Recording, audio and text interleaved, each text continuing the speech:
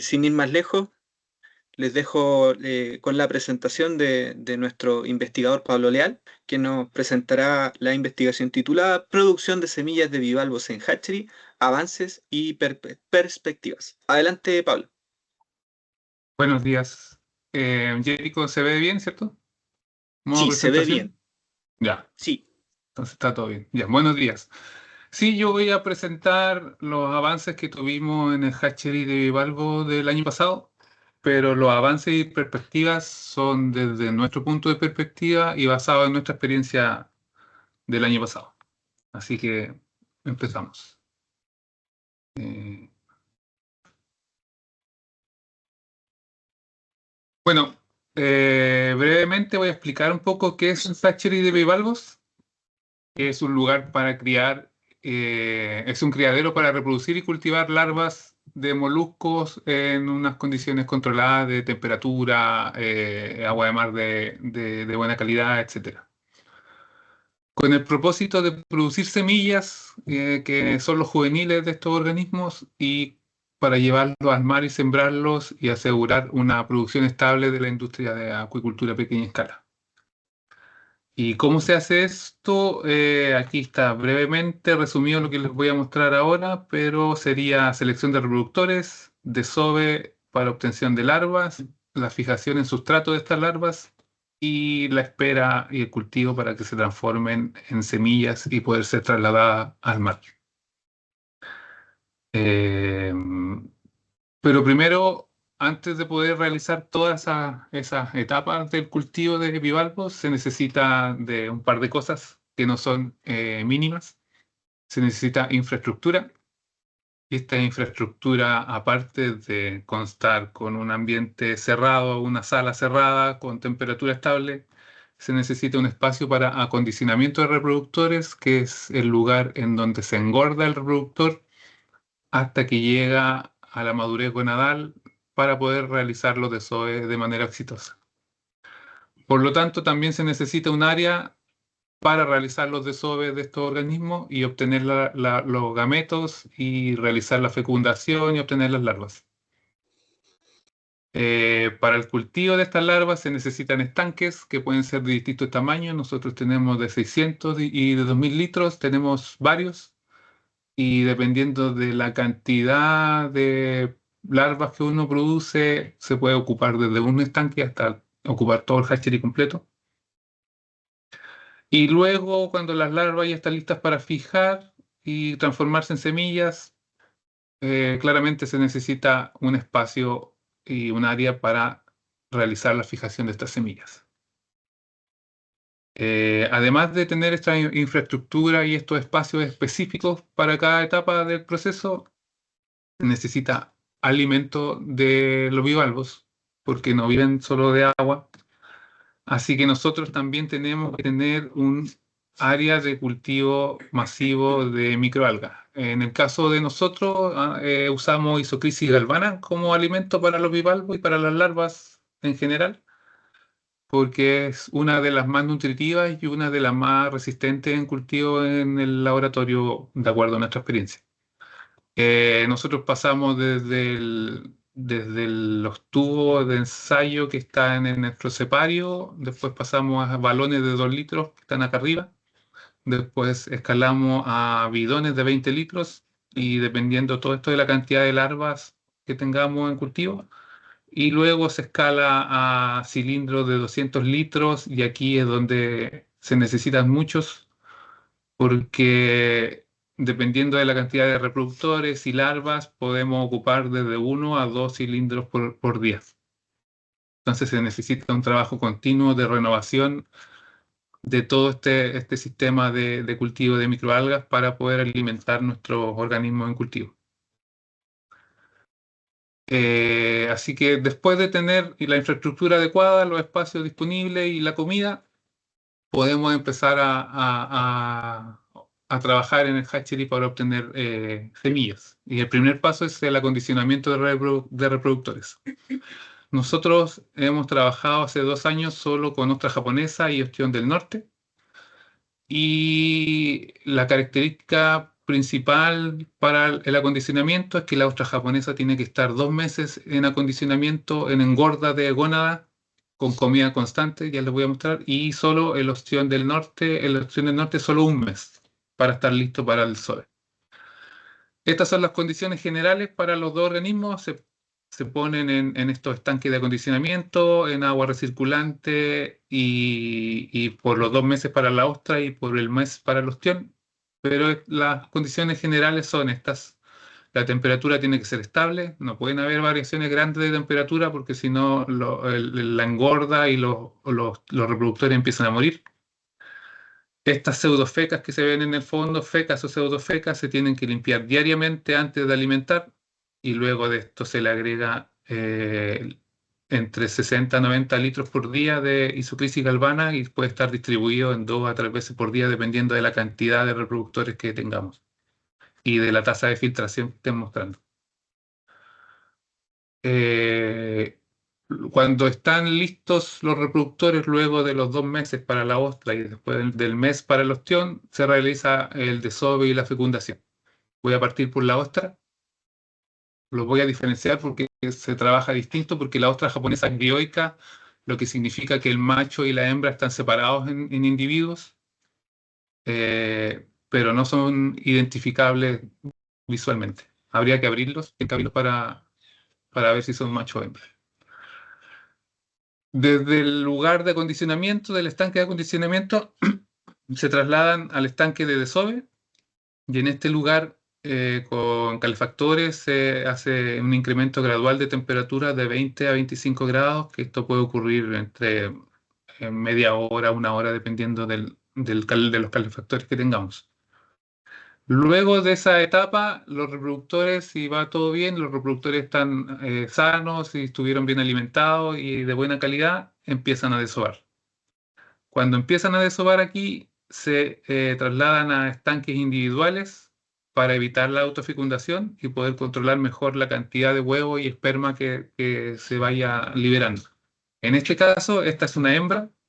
Esta nube que se ve aquí, granular, son los huevos que liberó. Y este es un macho que el caldo que se genera es lechoso y más opaco y no se ven esos puntos negros que estos serían los huevos. Luego de esto se separan, se sacan los individuos luego de 1 hora de desove, más o menos 30, o cuando uno ve que ya dejaron de desovar, se sacan los individuos, se mezclan los espermas en un solo estanque y cada estanque donde había una hembra es inoculado con cierta cantidad de espermio y se espera la fecundación por 1 hora. Entonces ese sería el paso de desove y fecundación para la otra.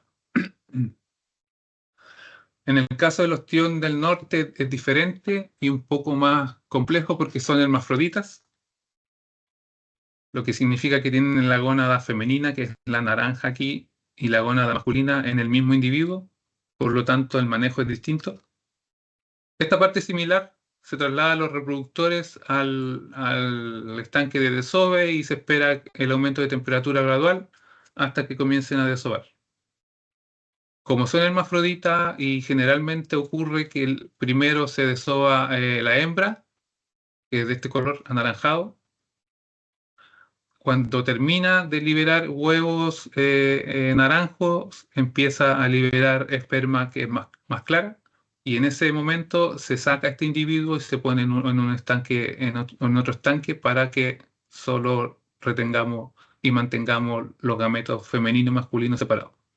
Aquí se ve un ejemplo más claro de cómo se ven los huevos y la esperma de los ostiones.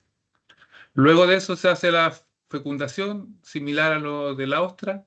Y aquí este es un ejemplo de cómo se ven los huevos en la etapa de fecundación, luego del inocular la esperma.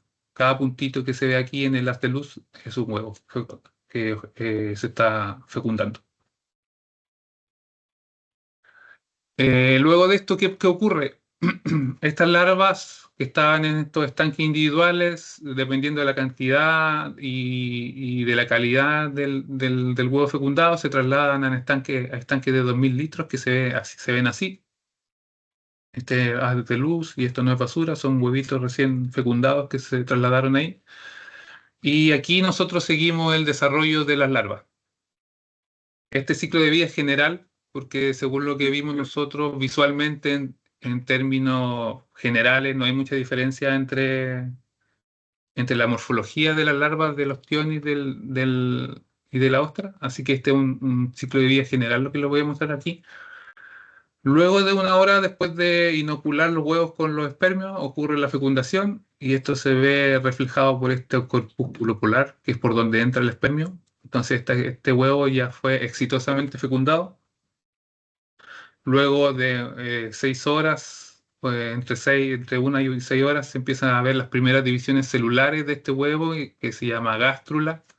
Luego esta gástrula se transforma en una larva trocófora natatoria porque esto ocurre en el fondo del estanque y luego esta larva empieza a subir en el estanque y empieza a desarrollarse dentro de 12 horas. Luego esta larva trocófora que no se alimenta se transforma dentro de 24 horas en larva D, que se llama larva D porque tiene forma de una letra D. Y si ya se alimenta, aquí ya tenemos que darle alimento, se alimenta con más o menos entre 5.000 y 10.000 células por ml. Después de 10 días, esta larva pierde esta línea recta que le da la forma de letra y aparece el humbo, que es donde se nota más la unión de las valvas. Entonces, bueno, se llama larva umbonada y ya come más, come ya entre 40.000 y 60.000 células por ml. Luego de unos 15 días más o menos ya aparece la larva pedibelígera, que ya tiene forma de un bivalvo general adulto, pero se me olvidó mostrarle aquí que la línea negra que está bajo cada foto representa 50 micras de largo. Y luego esta crece y dentro de unos 20 días, 25 días, le aparece este ojo, que es donde está el punto rojo, yo lo muevo, hay un puntito negro que es el ojo que indica que esta larva ya está lista para asentarse en el sustrato. Y cuando contando el 50% del total de larvas que tengan larvas con ojo ya están listas para ser trasladadas o manejadas para su fijación. Eh, Eso es el ciclo de vida general que observamos y pudimos resumir durante estos 2 años. ¿Cómo se fijan y se obtienen las semillas? También es diferente entre ostra y ostión, así que voy a partir por ostras. Cuando la larva está con ojo, se traslada a estos estanques pequeñitos que en el fondo tienen una malla de tamiz de 200 micras. Entonces se hace un cálculo dependiendo del volumen. Aquí deberían haber 100.000 larvas por estanque. Después de agregar las larvas, se cierne con un colador, se cierne con chilla molida de tamaño un poquito mayor a 200 micras para que no pase por el tamiz. Y teóricamente cada grano de esta conchilla debería servir de sustrato para una larva. Por lo tanto, esa larva se adhiere a ese grano y no queda fijada en el fondo del estanque, entonces es fácil de manejar y de remover del sistema de fijación.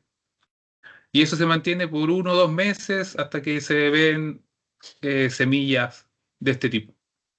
Cada punto aquí negro, acá hay una semilla que es un poquito más grande y acá hay otras que se fijaron en las paredes. Y siempre hay que mantener esto en mente, que se realiza el cultivo a temperatura constante, limpieza de los estanques de cultivo, de la feca o de cualquier otra contaminación tiene que ser diaria. Y la alimentación con microalgas también es diaria y dependiendo de la cantidad, 2 o 3 veces por día. Para el ostión es distinto. El ostión no se fija permanentemente en el sustrato, así que se usan estas mallas Netlon azules que se llaman y se introducen dentro del estanque de cultivo, no se sacan las larvas. Después de un tiempo, después de un mes, se ve las larvas adheridas a estas mallas, que cada una de estas ya es una semilla, que esperamos que crezcan hasta unos 2, 3 o 5 milímetros, que ya se ven aquí más grandes, para poder ser trasladadas al mar. Y ahí termina el ciclo de producción de semillas para el hatchery. Luego ya manejo en mar y esa es otra etapa. Y también lo mismo, temperatura estable, limpieza diaria de los estanques de cultivo y alimentación diaria también. Por lo tanto, se necesita mucha microalga, como le había mencionado anteriormente. Los resultados de crecimiento, para mostrarles de larvas primero, de otra japonesa, hicimos 6 desoves durante el año pasado y solo 4 fueron exitosos en términos del desarrollo de las larvas. 3 de ellos, que son estos son los grupos de reproductores o el grupo de reproductores que usamos para fueron distintos grupos de reproductores para cada desove. Entonces los nombramos como grupo 2, 3, 4 y 5, que son los exitosos, y medimos crecimiento. Y en todos estos cultivos, nuestros 4 llegamos a tamaños adecuados y tiempos más o menos parecidos a lo que ya existe en manuales o en literatura. La mayoría llegó a medir entre 250 y 300 micras, que es lo adecuado para poder ser fijada al final del periodo de cultivo. El tamaño de las semillas, luego de tenerlas en la conchilla molida, para cada grupo fueron similares, algunas un poquito más grandes que otras, pero no hubo mucha diferencia. Y midieron y, entre 2 y 3 centímetros. Pero lo más importante fue la cantidad de semillas que produjimos para la especie de ostra fue muy baja para los 4 grupos, solo llegamos a 1000 semillas, entonces más o menos el total del año fueron 5000, un poco más de 5000 semillas en términos productivos para la APE baja, pero para nosotros fueron resultados muy importantes porque fue exitoso. O sea, logramos tener semillas vivas dentro de un año. Para la Ostión del Norte fue similar, hicimos 6 desoves, sin embargo, solo 2 llegaron a desarrollarse a llegar a larva eh, en etapa de fijación.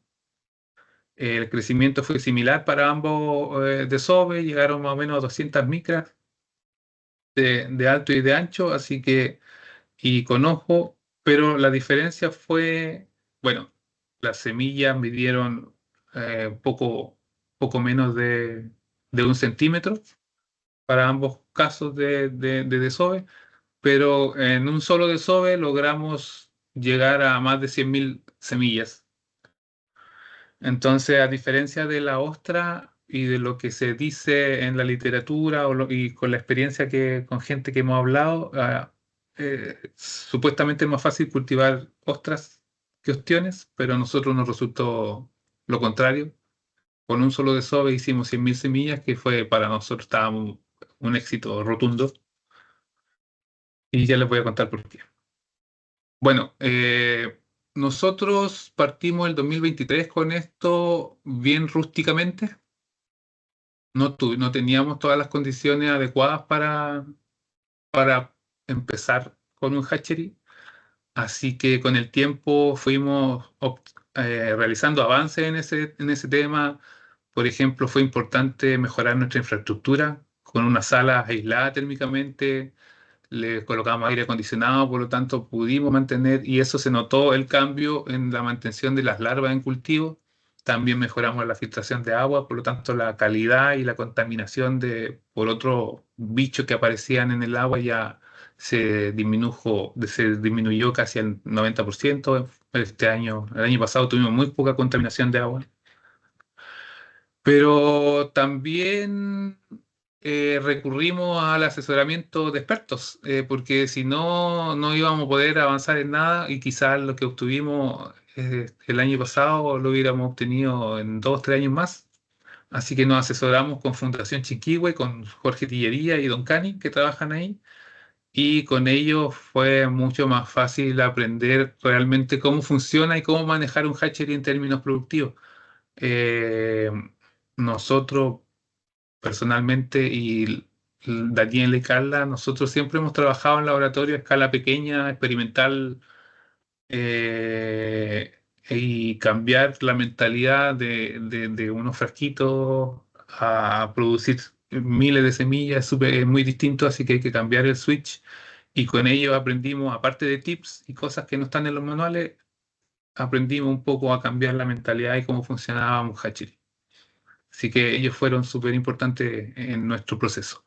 Y el avance que yo les menciono es que el 2023 solo produjimos un ostión, que hasta nombre le pusimos, le llamamos purpurita, y 0 otras de semilla, 0 semillas de ostra.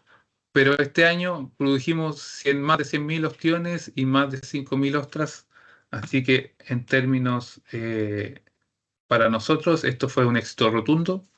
Y se notó el cambio del 2023 al 2024 principalmente por estos dos factores. ¿Y cuáles son nuestras perspectivas o cuáles son las perspectivas de nuestro hatchery? En términos de aprendizaje, lo nuestro fue prueba y error, mucha prueba y error, eh, que nos ayudó a entender mejor el asesoramiento de los expertos, porque como ya teníamos muchos errores, fue más fácil entender en qué estábamos fallando.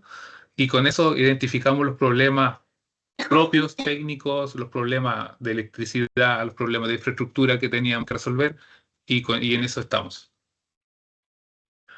La baja producción de semillas, nosotros sabemos que fue bajo lo que hicimos, pero en términos, pensando positivo, una baja producción de semillas también puede ser estratégica para facilitarlo, entregarla a productores locales sin pensar en algo muy grande. También nuestra experiencia y basada en esta baja producción también nos permitiría en un futuro, porque ya sabemos cultivar hatchery, lo único que nos falta es escalarlo más. Podemos enseñar y hacer transferencia tecnológica a gente APE que esté interesada en aprender a manejar y a trabajar en un hatchery. Y también en un futuro hemos pensado también tener un centro de entrenamiento o de transferencia tecnológica más grande y no solo centrarnos en la producción de semillas, sino también incorporar el enseñar técnicas o el enseñar cómo se trabaja en procesos de hatching. También tenemos la oportunidad de crecer en escalamiento productivo, pero necesitamos más financiamiento porque para eso se necesita ampliar la infraestructura que tenemos, comprar más estanques, más personal, más infraestructura y mejores condiciones de trabajo, etcétera. Lo que todo hatchery necesita, especialmente si el hatchery se parte desde cero, se necesita mucho financiamiento. Y la otra oportunidad es socioecológica o ambientalmente favorable porque los organismos son filtradores y no necesitan mucho alimento y tienen beneficios ambientales que pueden ser utilizados en los hatcheries mismos o en los cultivos en mar, que Luis Enrique más tarde va a hablar en profundidad de eso. Y este es el equipo de trabajo, somos nosotros tres, estoy yo y Carla y Daniela, que somos los encargados y los que hemos aprendido desde cero a hacer hatchery, gente. Eso. Muchas gracias.